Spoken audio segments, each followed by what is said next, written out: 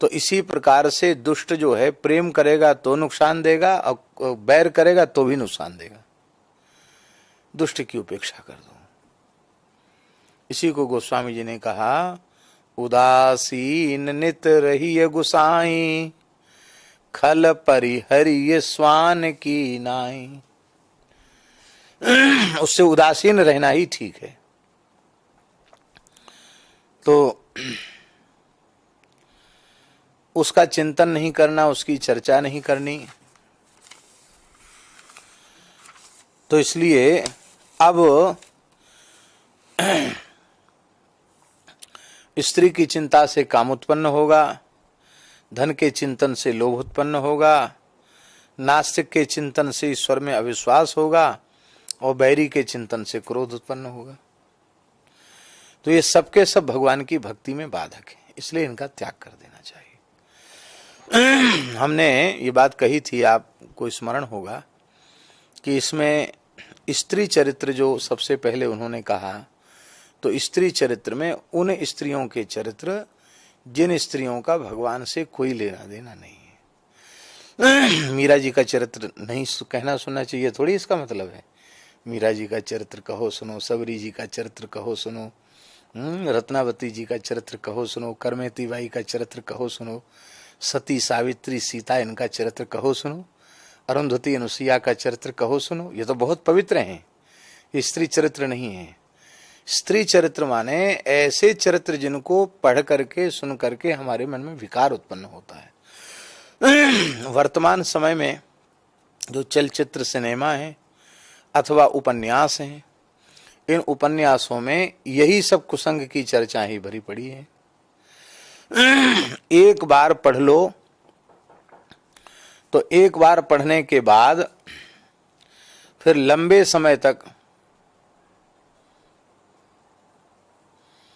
उसका दूषित संस्कार चित्त पर बना रहता है। एक जगह हम थे, एक मोटी पुस्तक रखी थी और उस मोटी पुस्तक पर लिखा था हाय पैसा। क्या लिखा था? हाय पैसा। वो उपन्यास था।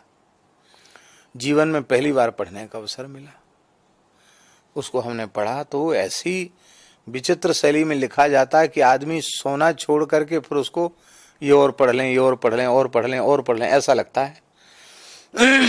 तो हमने सोचा इसको पढ़ ही लें पूरा। यद्यपि उसको कहते कि वो अश्लील नहीं था, वो शिक्षाप्रद उपन्यास था, मतलब सामाजिक उपन्यास। लेकिन उपन्यास तो उपन्यास है, कुछ न कुछ तो उसमें इस प्रकार की सामग्री रहती है जो रोचक हो, सबके लिए उपयुक्त हो। हमें अब उसकी कथा वस्तु भी बिल्कुल विस्मृत हो गई है, लेकिन उस समय चित्त पर इतना दुष्प्रभाव पड़ा उस हाय पैसा बुरी पुस्तक को पढ़ने का कि मैंने महाराज जी से कहा कि महाराज जी हमारे चित्त में ऐसे विक्षेप हो गया, पता नहीं बार बार उसके दृश्य उसकी बातें दिमाग में आने लग गई। महाराज जी बोले पंडित जी इससे आपने क्या अनुभव किया? महाराज जी आप बताइए। तो महाराज जी बोले इससे अनुभव ये करना चाहिए कि आपके जैसे व्यक्ति ने जो थोड़ा बहुत विवेक रखता है, सत्संग रखता है, थोड़ी देर के लिए ऐसी पुस्तक देख ली जो नहीं देखनी चाहिए थी, तो उसके संस्कार चित्त पर ऐसे पड़ गए कि उनको मिटाना कठिन हो रहा है आपको।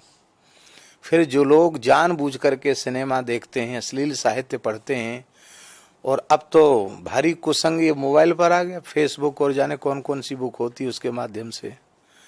तो इस प्रकार से जो लोग कुसंग करते हैं, फिर वे लोग चाहते हैं कि हमारा कल्याण हो जाए, हमें भगवान का प्रेम मिल जाए, हमें भगवान की भक्ति मिल जाए। तो ये उनके लिए कितनी कठिन चीज है।